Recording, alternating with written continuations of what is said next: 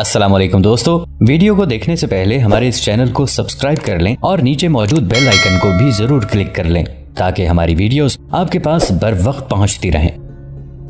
خالد رضی اللہ عنہ کو خیال آیا کہ زرار اور ان کے مجاہدین رومیوں کے ہاتھوں مارے گئے ہیں یا بر وقت پہنچ نہیں سکے۔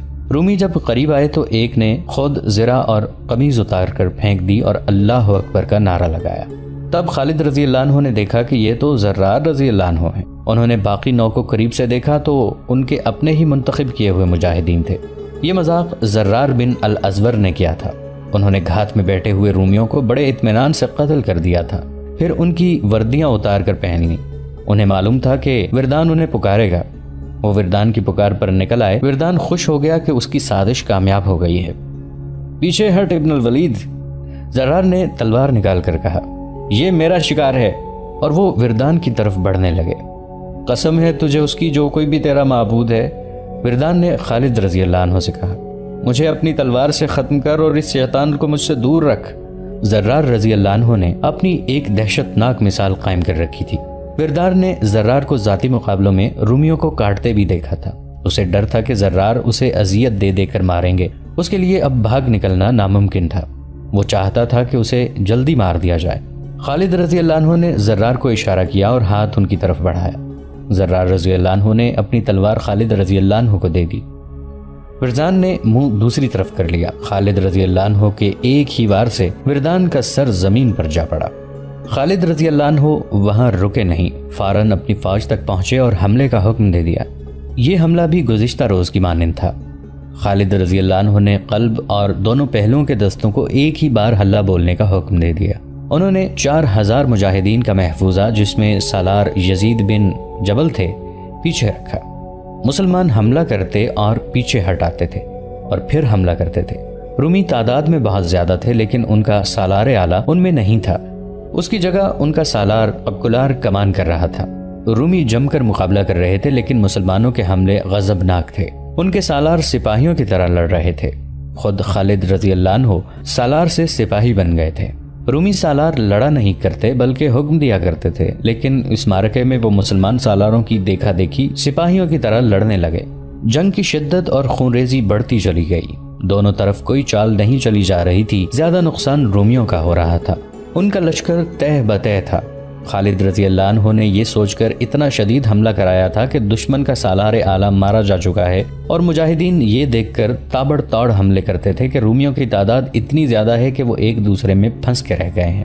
خالد رضی اللہ عنہ حملے کا ایک اور مرحلہ شروع کرنا چاہتے تھے، جس کے لیے وہ موزوں موقع دیکھ رہے تھے۔ چند گھنٹوں بعد انہیں یہ موقع ملا۔ دونوں فوجیں تھک گئی تھیں۔ رومیوں کو پتہ چل گیا تھا کہ ان کا سالار اعلیٰ ان میں نہیں، البتہ دوسرے رومی سالار پورے جوش و خروش سے لڑ بھی رہے تھے اور لڑا بھی رہے تھے۔ خالد رضی اللہ عنہ نے 4000 نفری کے محفوظہ کو، جس کے سالار یزید بن جبل تھے، دشمن کے قلب پر حملے کا حکم دیا۔ یہ 4000 مجاہدین تازہ دم تھے اور لڑائی میں شریک ہونے کے لیے یہ اتنے بے تاب کے نعرے لگاتے اور بے قابو ہوئے جاتے تھے۔ حکم ملتے ہی وہ رکے ہوئے سیلاب کی طرح گئے اور اتنا شدید حملہ کیا کہ رومیوں کی صفوں کے دور اندر تک چلے گئے۔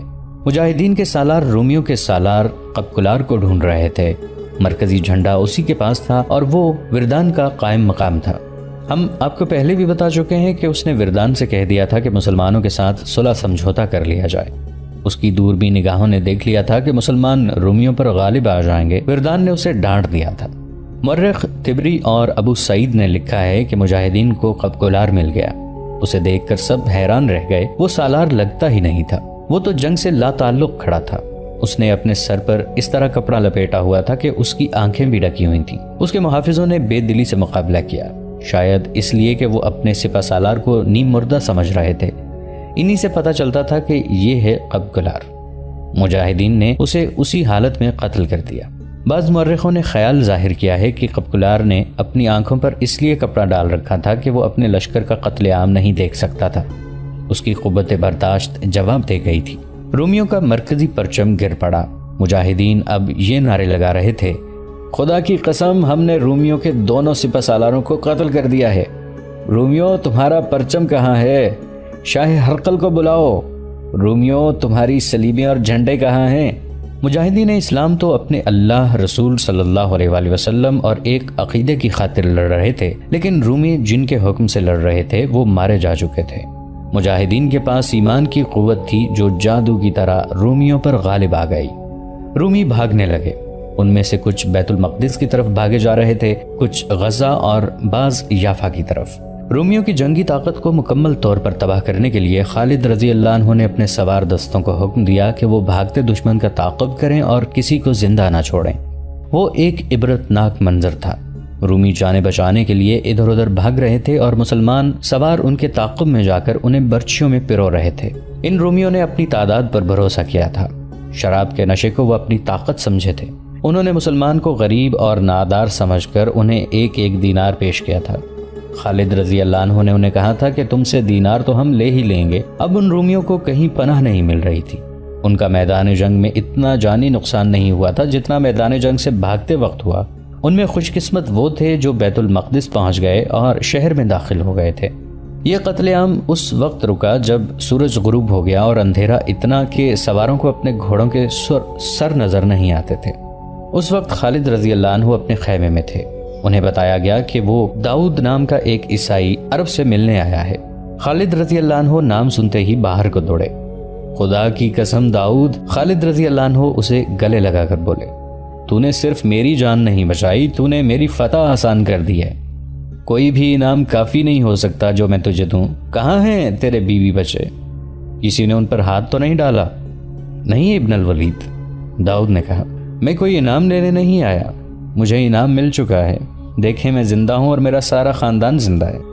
اب ایک انعام مجھے یہ دیں کہ یہ راز تیرے سینے میں رہے کہ میں نے تیری کچھ مدد کی تھی۔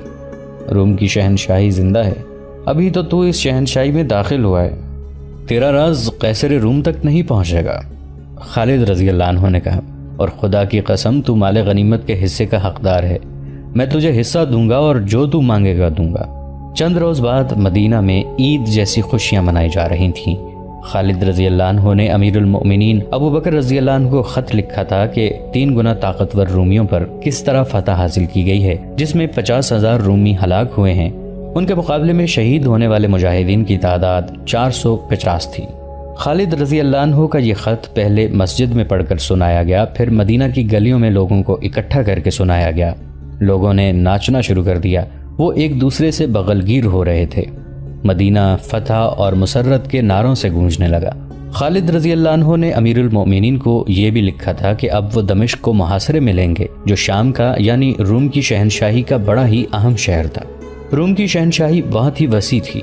جب مدینہ اور گرد و نواح کے لوگوں کو یہ خبر ملی کہ خالد رضی اللہ عنہ رومیوں پر ایک فتح حاصل کر کے دمشق کی طرف بڑھ رہے ہیں، تو کئی مسلمان خالد رضی اللہ عنہ کی فوج میں شامل ہونے کے لیے تیار ہو گئے۔ ان میں ابو سفیان بھی تھے جو مشہور شخصیت تھے۔ وہ اپنی بیوی ہند کے ساتھ روانہ ہو گئے۔ 1352 سال پہلے ماہ اگست کے ایک روز جب مدینہ میں مسلمان اجنادین کی فتح پر خوشیاں منا رہے تھے، مدینہ سے دور، بہت ہی دور، شمال میں روم کی شہنشاہی کے ایک اہم شہر خمس پر مایوسی اور ماتم کی سیاہ کالی گھٹا چھائی ہوئی تھی۔ رومیوں کے شہنشاہ ہرقل کے محل میں قہر اور غضب کی آوازیں گرج رہی تھیں۔ بصرہ کی شکست کی خبر لے جانے والا قاصد اگر وہاں سے کھسک نہ آتا تو ہرقل غصے میں اس کا سر کاٹ دیتا۔ ہمارے سپہ سالار وردان کو کیا ہو گیا تھا؟ شہنشاہ ہرقل نے غضبناک آواز میں پوچھا۔ مارا گیا ہے، اسے کانپتی ہوئی آواز میں جواب ملا۔ اور وہ قبقلار؟ وہ کہتا ہے کہ میری تلوار کی ہوا سے ہی دشمن کٹ جاتا ہے، وہ بھی مارا گیا ہے۔ اور فاستود؟ وہ لڑائی سے پہلے ذاتی مقابلے میں مارا گیا تھا۔ شہنشاہ ہرقل نے ان تمام سالاروں کے نام لیے جو اجنادین کی لڑائی میں شامل تھے اور جن کی بہادری اور جنگی قیادت پر اسے بھروسہ تھا۔ اسے یہی جواب ملا کہ مارا گیا ہے یا شدید زخمی ہو گیا ہے۔ وہ سب ہلاک یا زخمی نہیں ہوئے تھے، ان میں بعض بھاگ گئے تھے اور اب مسلمان دمشق کی طرف بڑھے آ رہے ہیں۔ شہنشاہ ہرقل کو بتایا گیا۔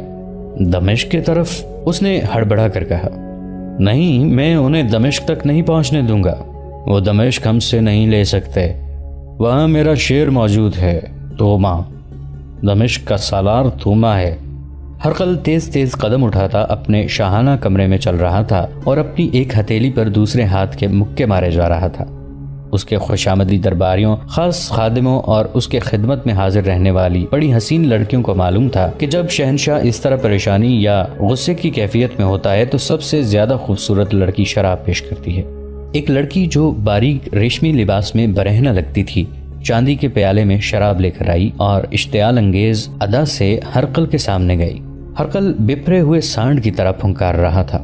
اس نے لڑکی کے ہاتھوں میں تشتری دیکھ کر بڑی زور سے تشتری کے نیچے ہاتھ مارا۔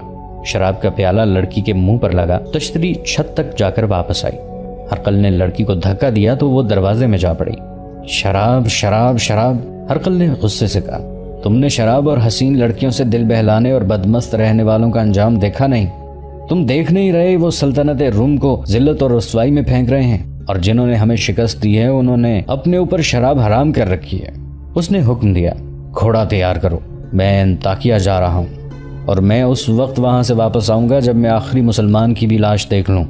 بادشاہ جنگ کے لیے جب کوچ کرتے تھے تو اس کے لیے بہت سے انتظامات کیے جاتے تھے۔ محافظ دستہ اور بادشاہ کی من پسند عورتیں ساتھ جایا کرتی تھیں۔ ایسے انتظامات ہر وقت تیار رہتے تھے، مگر اب کے ہرقل تو جیسے اڑ کر انطاکیہ پہنچنے کی کوشش میں تھا۔ اس کے کوچ کے انتظامات کرنے والوں پر قیامت ٹوٹ پڑی اور وہ انتظامات میں مصروف ہو گئے۔ خالد رضی اللہ عنہ اجنادین میں 7 روز رہے۔ انہوں نے اپنے سالاروں سے کہا کہ دشمن کو کہیں سستانے اور دم لینے کی مہلت نہ دو، انہیں اتنی مہلت نہ دو کہ وہ اپنی بکھری ہوئی جمعیت کو اکٹھا کر سکے۔ اس اصول کے تحت دمشق کی طرف ان کا کوچ بہت تیز تھا۔ انہوں نے اپنے جاسوس پہلے ہی بھیج دیے تھے۔ اب خالد رضی اللہ عنہ نے جاسوسی کا نظام مزید بہتر بنا دیا تھا۔ وہ اس حقیقت کو نظر انداز نہیں کر سکتے تھے کہ قیصر روم کی سلطنت بہت وسیع ہے اور ان کے مطابق ان کی فوج زیادہ بھی ہے اور برتر بھی۔ ایسی فوج پر غلبہ پانے کے لیے ان کے احوال کوائف کا قبل از وقت معلوم کرنا ضروری تھا، اور اتنا ہی ضروری ان علاقوں کے قد و خال کو جاننا تھا جہاں جہاں اس فوج کے دستے موجود تھے۔ ان کی نقل و حرکت کے متعلق قبل از وقت معلومات حاصل کرنا بھی سود مند تھا۔ راستے میں بیت المقدس آتا تھا۔ خالد رضی اللہ عنہ نے اس اہم شہر کو نظر انداز کر دیا اور اس سے کچھ فاصلے سے آگے چلے گئے، لیکن ایک مقام کو نظر انداز کرنا مشکل تھا۔ اس بستی کا نام فحل تھا جو ایک مضبوط قلعہ تھا۔ خالد رضی اللہ عنہ اس کے قریب پہنچے تو ایک فقیر نے جو پاگل لگتا تھا خالد رضی اللہ عنہ کا راستہ روک لیا۔ خالد بن ولید رضی اللہ عنہ نے اسے اپنے پاس بلا لیا۔ کیا خبر لائے ہو؟ خالد رضی اللہ عنہ نے اس سے پوچھا۔ وہ خالد رضی اللہ عنہ کا جاسوس تھا۔ اس بستی کا نام فحل ہے، جاسوس نے جواب دیا۔ آپ دیکھ رہے ہیں یہ قلعہ ہے، اس کے اندر فوج ہے، باہر کچھ بھی نہیں۔ رومیوں سے ہماری جہاں کہیں بھی ٹکر ہو گئی اس قلعے سے رومیوں کو کمک اور دیگر مدد ملے گی۔ خالد رضی اللہ عنہ نے اس قلعے کا محاصرہ ضروری نہ سمجھا۔ وہ اپنی نفری کم نہیں کرنا چاہتے تھے۔ دمشق کی تسخیر کوئی معمولی مہم نہیں تھی، بلکہ اپنی شکست کے امکانات بڑھتے جا رہے تھے۔ خالد رضی اللہ عنہ نے اپنے ایک نائب سالار ابو العور کو بلایا اور اسے حکم دیا کہ وہ ایک سوار دستہ اپنے ساتھ رکھے اور فحل کے قریب کہیں تیاری کی حالت میں موجود رہے۔ یہاں سے فوج باہر نکلے تو تیروں کی بوچھاڑیں مارے اور کسی کو باہر نہ نکلنے دے۔ خالد رضی اللہ عنہ وہاں رکے نہیں۔ ابو العور نے ایک سوار دستہ وہاں روک لیا اور اس قلعہ بند بستی کے جتنے دروازے تھے ان سب کے سامنے سوار متعین کر دیے۔ سواروں کو گھوڑوں سے اترنے کی اور محدود سے فاصلے تک گھومنے پھرنے کی اجازت دے دی گئی۔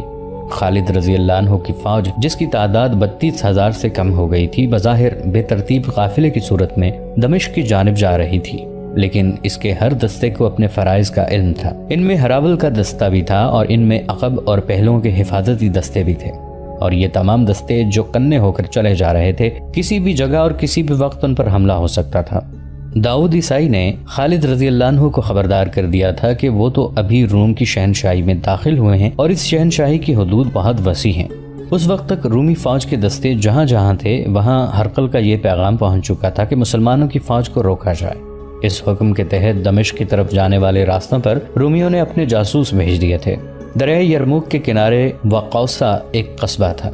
کسی رومی جاسوس نے خالد رضی اللہ عنہ کے لشکر کو آتے دیکھ لیا تھا اور پیچھے جا کر اطلاع دی۔